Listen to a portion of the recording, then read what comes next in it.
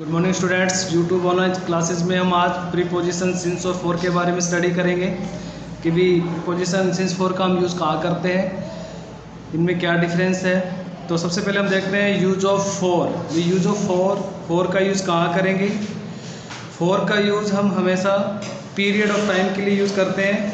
Period of time जहाँ कहीं भी हो सेंटेंस में अगर हमें, तो उसके बाद में हम पीरियड ऑफ टाइम के अकॉर्डिंग फॉर का यूज़ करते हैं। पीरियड ऑफ टाइम यानी कि समय अवधि। समय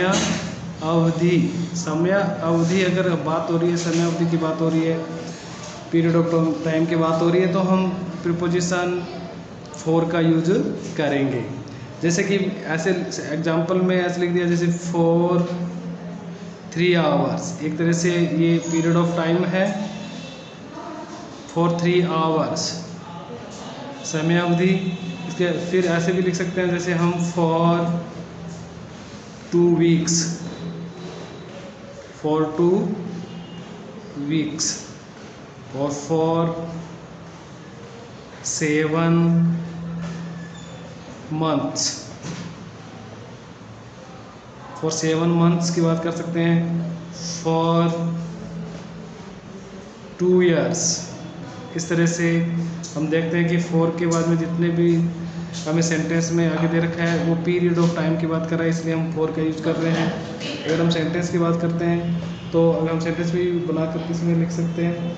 जैसे कि सेंटेंस में इसमें लिखता हूँ कि आई हैव बीन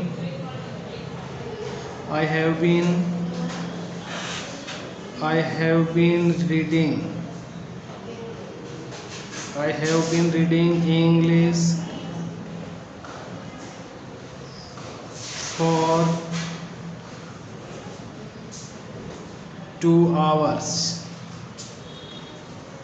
इस तरह से ये सेंटेंस, तो हमने फॉर का यूज़ किया। फिर हम बात करते हैं कि यूज़ ऑफ सिंस की। अगर हम बात करें कि सिंस का क्या यूज़ किया जाता है, तो पॉइंट ऑफ टाइम के लिए, निश्चित समय अवधि के लिए। पॉइंट ऑफ टाइम, अगर पॉइंट ऑफ टाइम दे रखा है, निश्चित समय अवधि दे रखी है, तब हमें एक फिक्स टाइम दे रखा है, निश्चित समय अवधि की बात करता है, तब हम सिंस का यूज़ करते हैं। तो ये डिफरेंस है। पीरियड ऑफ टाइम के लिए हमें फॉर का यूज़ करना है, और पॉइंट ऑफ टाइम के लिए, निश्चित समय अवधि के लिए सिंस का यूज़ करना है। जैसे कि हमें टाइम निश्चित समय दे दिया, घड़ी का जो भी टाइम होता है निश्चित होता है। जैसे कि सिंस 3 o'clock दे दिया, फिक्स समय है। या फिर सिंस मंडे दे दिया, सिंस मंडे ट्यूसडे, इस तरह से कोई भी डेज नेम है उसमें सिंस लगाएंगे। या सिंस तारीख दे दी, जैसे 10 अक्टूबर, इस तरह से। या सिंस जुलाई मंथ्स नेम है, क्योंकि ये फिक्स टाइम होता है, पॉइंट ऑफ टाइम होता है। या सन दे दी, जैसे कोई भी सिंस 2020, इसके लिए भी हम लोग क्या करेंगे कि सिंस का यूज़ करेंगे। फिर बात करता हूँ तो मैं सिंस मॉर्निंग, सिंस इवनिंग, इस तरह इनके लिए भी हम सिंस मॉर्निंग, ये भी फिक्स टाइम होता है। Since evening,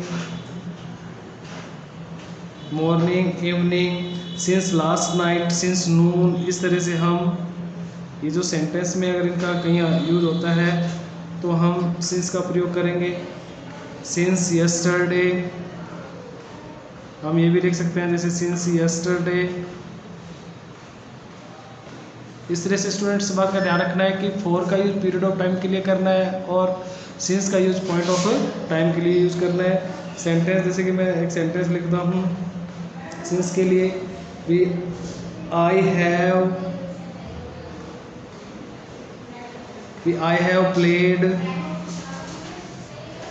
played dash 10 in the evening, या 10 in the morning, 10 in the morning.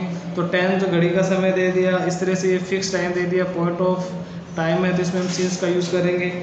वहीं अगर मैं ये देता इस समय, ऐसे इस सेंटेंस को अगर मैं ऐसे लिखता कि भी I have played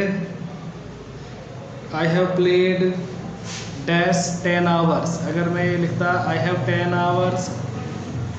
played dash 10 hour, तो मुझे फिलअप्स में 4 फिल करना पड़ता। तो इस तरह से हमें ये ध्यान रखना है कि पीरियड ऑफ टाइम, अगर जहाँ कहीं भी पीरियड ऑफ टाइम की अगर बात करता है, पीरियड ऑफ टाइम की अगर बात करेगा तो हमें 4 का यूज़ करना है।